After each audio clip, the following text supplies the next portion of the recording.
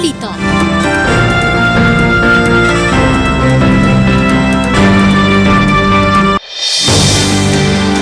Mga biktima sa insidente ng hit and run sa Baguio City patuloy pa ring humihingi ng hustisya. Droga na isinilid sa ipinadalang speaker na diskubre. Performance Governance System Certification ng PNP, target makamit ng ilang unit ng PNP sa Baguio. Ika-76 na Charter Day ng Dagupan City ipinagdiwang. At Michael Jackson ng Baguio, unti-unting nakikilala.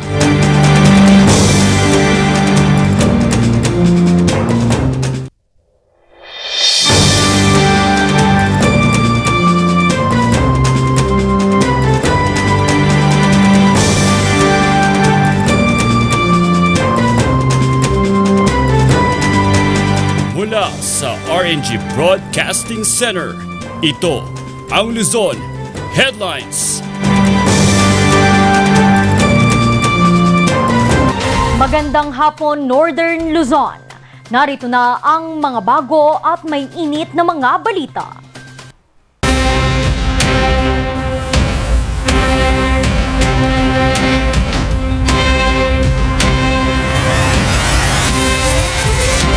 Hustisya pa rin ang sigaw ng mga biktima ng panghihit and run ng isang pickup sa isang taxi sa Baguio City. Narito ang report. Magtatatlong linggo na ang nakalilipas pero patuloy pa rin sa paghihintay sa hustisya ang mga biktima ng panghihit and run ng isang pick-up sa isang taxi sa Baguio City. Matatanda ang nagpadala ang LTO ng show cause order sa nakarehistrong may-ari ng pick-up noong June 5. Nauna nang isinaad ng dating regional director ng LTO car na maaring managot ang nakarehistrong may-ari kapag hindi nakasagot sa naturang order sa loob ng 5 araw na palugit. Pagka ganun po na ayaw mag-ano doon, then let them suffer po yung kasi ang presumption din po ng opisina, yung registered owner, siya yung may-ari. So mananagot siya. June 10 ang deadline ng naturang show cause order pero ayon sa mga biktima, wala pa rin umanong update ang LTO sa kanila tungkol dito. Parang sila pa yung may Ano po, ma'am? parang sila pa yung nabibigyan ng pabor na magpapakita sa sariling oras nila, ganun. Tapos kami, pag sinabing magpapakita kami, magpapakita naman kami agad. Dagdag pa niya, hindi pa nagpapakita sa kanila ang naturang driver ng pick-up. Harapin lang nila kami, ma'am. Harapin nila yung case nila para kung gusto lang din nilang matapos to, harapin lang din nila. Sinubukan naman naming hinga ng update ang LTO sa show cause order pero hindi pa sila sumasagot sa aming mensahe. Samantala, isang letter naman mula sa korte ang natanggap umano ng driver ng taxing binangga at tinakbuhan. Ito ay kaugnay sa mga kasong isinampa ng BCPO. Laman kasi nung letter, ma'am, parang yung pumasok na case na pwedeng isampa dun sa driver. Unjust vexation yung isa, ma'am, reckless imprudence, tapos serious disobedience po. Bagamat natatagalan, walang planong iatras ng mga biktima ang mga kasong naisampa. Randy Guzman para sa Luzon Headlines. Oportunidad na makapag-aral sa pribadong institusyon. Ito ang alok ng Educational Voucher System na kakapasa lang sa ikatlo at huling pagbasa sa Kongreso. Kung paano makikinabang dito ang mga mag-aaral, alamin sa report ni Charles Limon.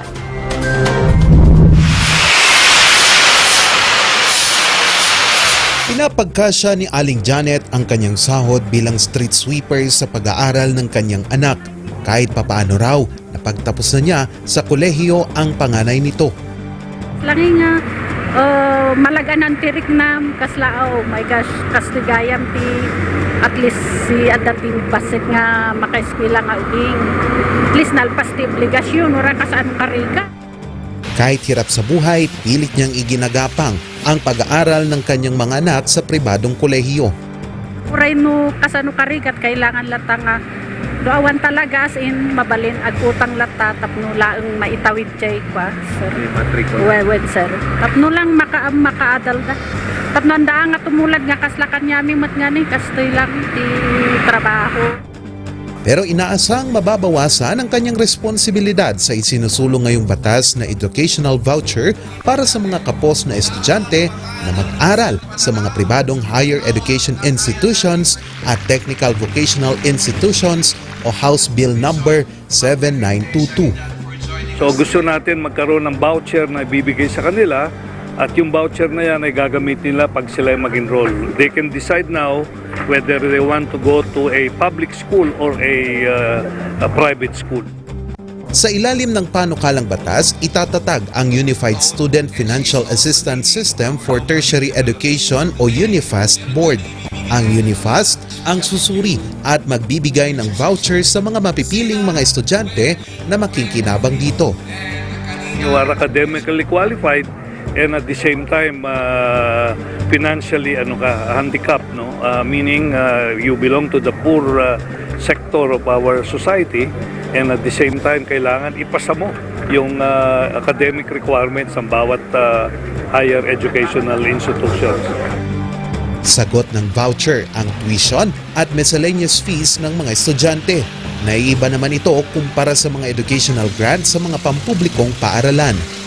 Ang focus ng grants na binibigay ng gobyerno ay sa mga state universities and colleges. What we wanted is mabigyan ng proportionate amount ang mga estudyante na nag-aaral sa mga private educational institutions para magkaroon sila ng opportunity na ma-avail nila itong tulong ng gobyerno sa kanilang edukasyon. Ang panukalang batas ay nakapasa na sa ikatlong pagbasa sa Kongreso at Charles Nicolimon para sa Luzon Headlines. Samantala, iba't ibang programa para sa mga komunidad ang isa ngayon sa tinututukan ng mga pulis sa Baguio City sa ilalim ng Performance Governance System ng PNP. Narito ang report. Gratitude for all your support. Thank you. Isang waiting shed sa Barangay Happy Hollow, Baguio City. Ito ang isa sa mga proyekto ng programang 50 Ko, Tulong Ko ng City Mobile Force Company ng PNP Baguio. And regarding that 50 Ko, Tulong Ko, that is an initiative of the members of the City Mobile Force Company to donate 50 pesos from their salary per payday. So if we total that, meron tayong pondo for in a month ng 17,000. So, out of their pocket, makakatulong tayo doon sa mga in-need. Isa ang programang ito sa ibinida kanina ng CMFC sa evaluation para maideklara ng institutionalize ang kanilang unit. Ang evaluation sa mga nagawang proyekto at programa ay ang huling yugto sa 4 na stage ng performance governance system ng PNP. Una ang initiation o ang pagtatala ng mga nais na magawa at makamit ng isang unit. Pangalawa ang pag-iisip ng paraan kung paano ito maaabot at pangatlo ang pagsasagawa ng aksyon. Ito yung performance governance system natin na it is itol para sa policing activity natin na tumutulong para makuha natin yung mga as to why, paano tayo nakarating dito, paano anong gagawin natin para ma-improve natin yung mga services natin to the community. Kasi ang policing is the whole summation of all the hindi lang we are not called law enforcer kasi law enforcer is just we are enforcing the law, purely enforce the letter of the law, but the whole ng policing is meron tayong yung community sa public affairs. Layon ng programa na mas paglapitin at palakasin ang relasyon ng PNP at komunidad para sa pag-unlad. Malaking pagbabago at tulong naman ang nasaksihan ng mga stakeholders mula sa mga pulis ng rehiyon. Hindi kagaya ng dati na ang mga pulis, pag dumarating sa opisina, kung anong pwedeng gawin, yun lang. Na kumbaga sinasabi nila noon, natutulog yung mga pulis sa kangkungan o kapansitan, di ba? Pero ngayon, meron silang hinahawakan na na job duties nila, na yun ang tinutupad nila araw-araw. Hindi kaya dati na walang objective, walang targets, no? Hindi kagaya ngayon, mayroon silang target talaga na gusto nilang i-achieve. Bukod sa CMFC, target din ng BCPO Station 1 at BCPO Station 3 na makuha ang pag-aproba para sa kanilang institutionalization. Pagkatapos nito ay hihintay na lamang nila ang pinal na pag-aproba mula sa Campo Crame para sa sertifikasyon ng PGS. 4 na PNP unit at station na ang nakatanggap ng PGS certification sa buong Cordillera. Ang pagkamit ng sertifikasyon ay malaking hakbang sa pag-abot sa PNP Patrol Plan 2030 na isang reforma ng PNP sa pagbibigay ng maayos na serbisyo, pagsasaayos ng sistema at epektibong pagpapatupad ng mga batas. Randy Guzman para sa Luzon Headlines. Dumako naman tayo sa Dagupan City. Naging simple at makabuluhan ang kanilang pagdiriwang ng kanilang ika-76 na anibersaryo ng pagkakatatag ng lungsod. Narito ang report.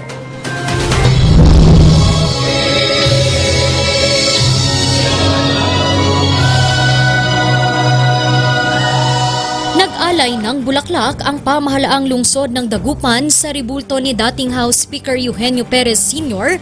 sa ika-76 na selebrasyon ng pagkakatatag ng Dagupan. Siya kasi ang nagsulong ng Republic Act No. 170 o ang batas na kumikilala sa Dagupan bilang isang charter city.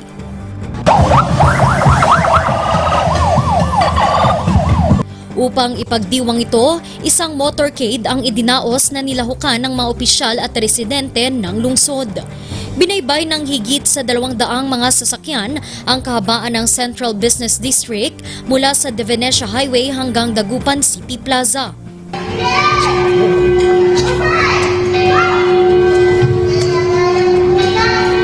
Isang pagsasadula rin sa buhay ng mga Dagupenyo ang inialay ng mga kabataang ito. Kasabay nito ay ang pagkilala sa mga natatanging residente na nagbigay ng malaking ambag sa kalusugan, kultura, edukasyon at seguridad sa lungsod.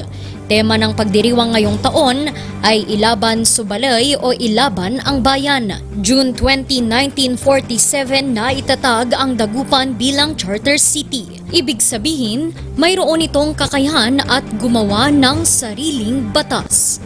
Randy Guzman para sa Luzon Headlines. Susunod, drogang isinilid sa ipinadalang speaker na diskubre, tumanggap ng padala timbog. Yan at iba pang mga balita, abangan.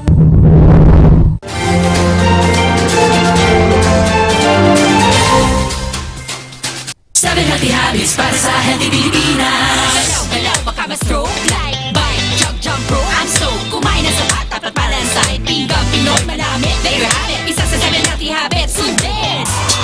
Do it na yan, kalusugan ay unahin at mamanahin ng mamamayan. Ay healthy Pilipinas, malakas sa magandang bukas. Ang bawat Pilipino sa mundo, sa ulado ang pitong ito. 7 healthy habits, go na go. To those of you interested to join our free art lessons, we will be doing it every Saturday, no? And it will be from 9 o'clock to 11:30. We will do it here. Gamitin mo yung galing mo sa art. So join and be counted. Kasama mo sa iyong pag-asenso ang King's Vita Plus Animal Feed Supplement. Andito na ang pampabilis sa paglaki at pampabigat ng inyong alagang baboy. Ang King's Vita Plus Animal Feed Supplement, bago, kumpleto at puno ng mga sangkap. Tested and proven, sigurado at epektibo. Mabibili sa mga Agrivet stores. King's Vita Plus Animal Feed Supplement.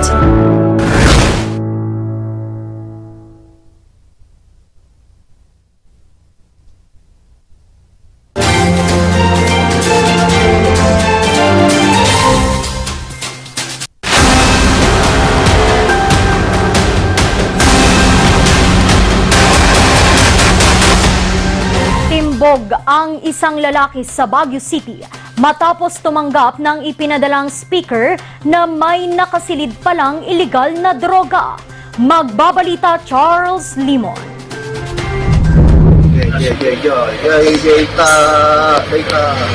Lukatan tayo data tagat taunag kanong dapta kanong unag data speaker diya siya mo niya sundin pa tornilyo. Pasado alas 10 ng umaga kahapon, kinuha ng isang lalaki sa isang courier drop-off center sa Barangay San Luis, Baguio City ang padalang ito. Binuksan niya ito sa harap ng mga pulis at PDEA. Laman nito ay tila normal lang na brand new speaker. Pero nang buksan ang speaker, patay.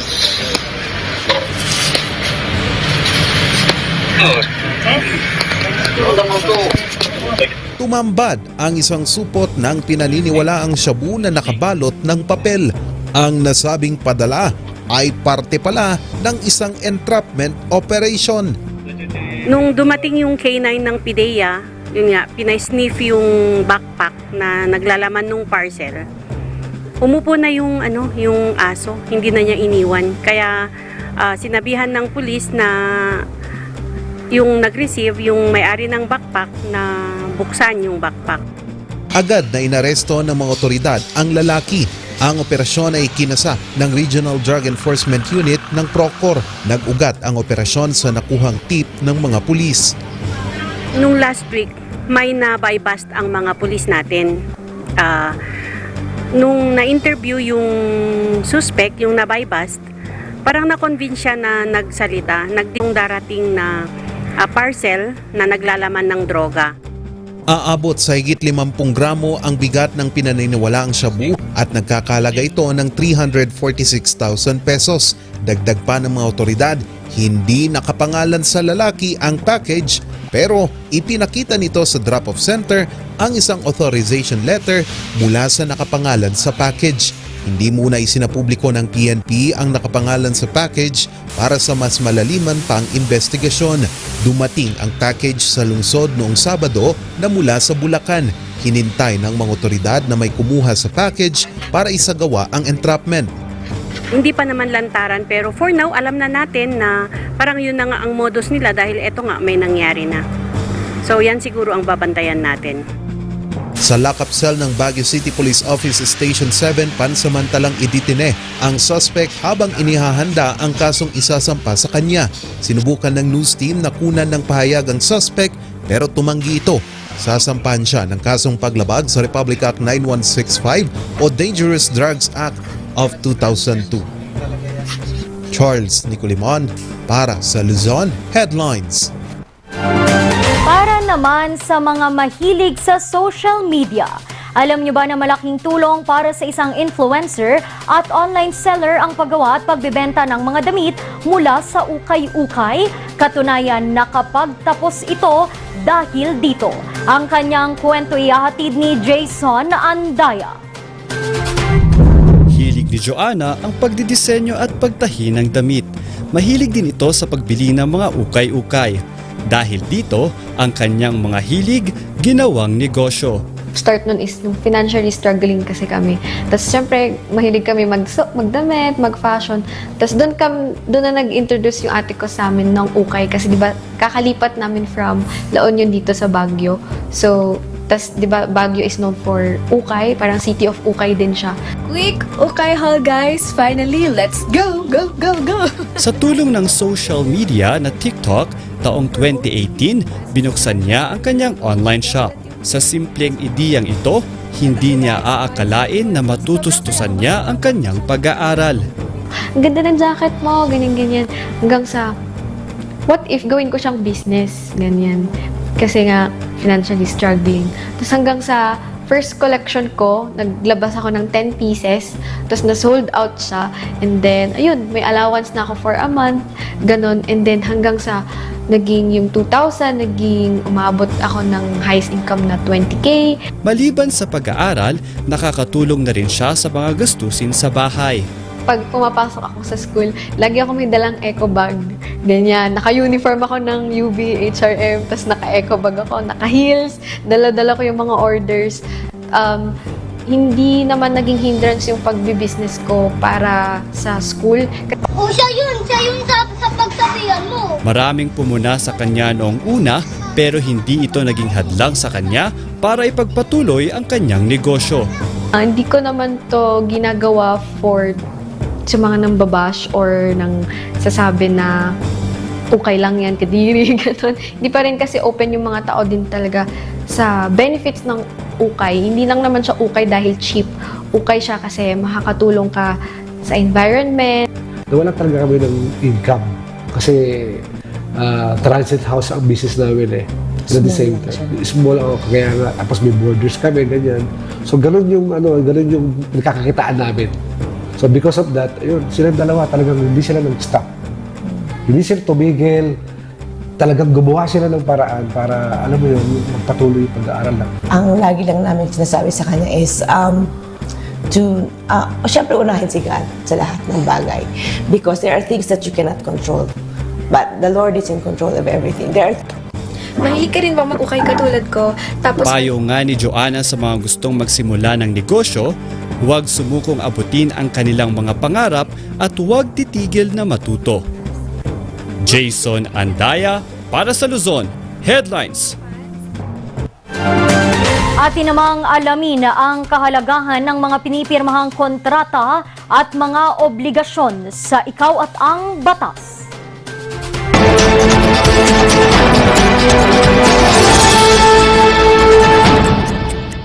Obligations and contracts are part of our daily life. No? Even as a student, as a businessman, as an ordinary citizen, we enter into contracts, whether we know it or not. No, there are 117 provisions dito sa ating civil code governing obligations and contracts. No? Article 1305 to 1422. However, there are only 5 important or 5 salient points when you enter into a contract. Number 1 is there is always an obligatory force of obligations and contract. Pag sinabing obligatory, pag pinasok mo, hindi ka pwedeng umatras o mag-back out from the contract or from the obligation. Otherwise, of course, you face the consequences. Number 2, merong relativity of contracts. Relativity in the sense that this is binding among the parties, and in some instances, binding even up to the successors in interest of the parties. So kung minsan pag namatay yung principal na kakontrata, it might affect the successors in interest, meaning itong mga anak. Number 3, of course, is yung consensuality of contracts. There must be mutual consent, no, between and among the parties in order to have a valid contract. Number 4, it is autonomous, meaning independent of other contracts. Kung ano yung kontrata nyo, yun lang ang pinag-uusapan. And number 5, mutuality of contracts. Again, dito pumapasok yung rule that the consent hindi siya vitiated. Meaning, wala na namang force, walang intimidation, walang violence for you to enter into the contract. So it is a mutual undertaking between the parties. So yun lang, 5 salient points. And you can have a contract that is in adherence to the 117 provisions under the Civil Code.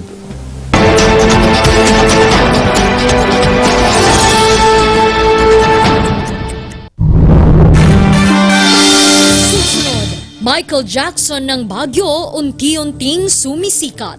Ang kanyang kwento abangan.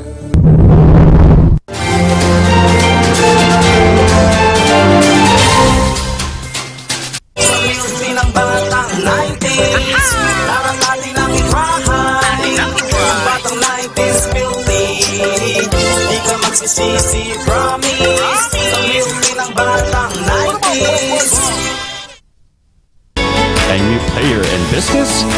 that head start and vamp up with the Regional News Group Luzon. Advertise now and reach your target market. Achieve success and call us at 074-637-3947 or through our mobile number at 0960-289-2454. Send us a message at rngluzon@gmail.com. Seize the opportunity with the Regional News Group Luzon.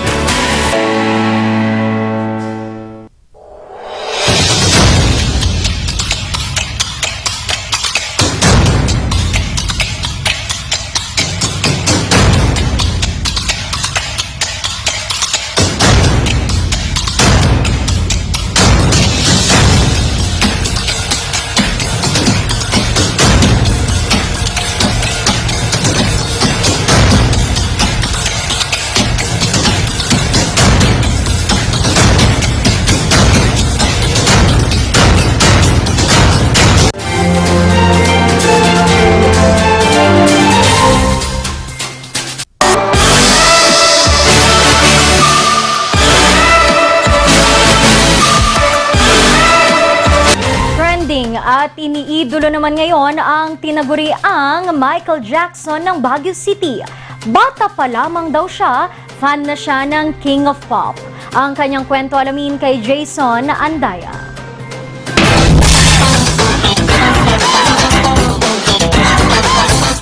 Pitik pa lamang sa pagsasayaw, agad mo na siyang makikilala. Pero hindi siya Michael Jackson, siya si Daryl na kilala ngayon bilang Michael Jackson ng Baguio City.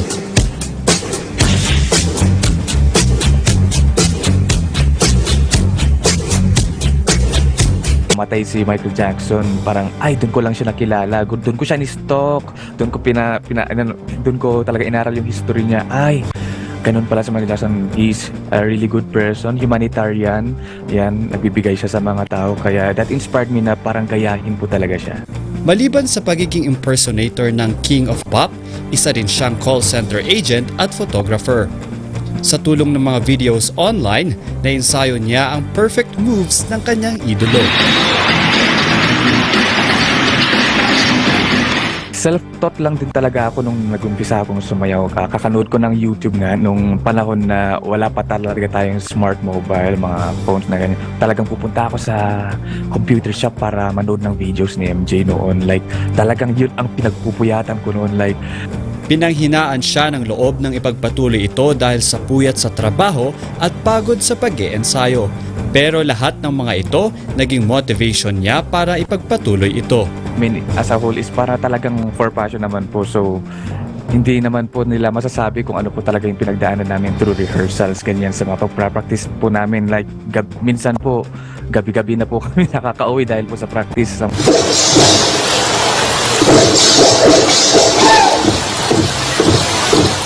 Noong kamakailan lang ay nag-viral ang kanilang sayaw sa Session Road. Habang umuulan ay todo hataw pa din ang kanyang grupo, makapagbigay lang ng aliw sa publiko.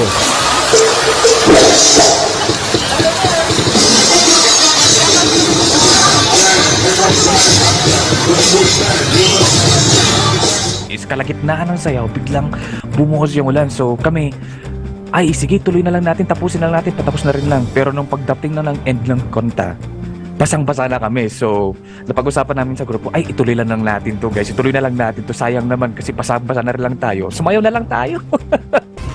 Dahil dito, mas nakikilala si Daryl sa social media at naiimbitahan na rin ito sa mga samot-saring events para mag-perform. Determinado namang ipagpatuloy ni Daryl ang passion nito sa abot ng kanyang makakaya.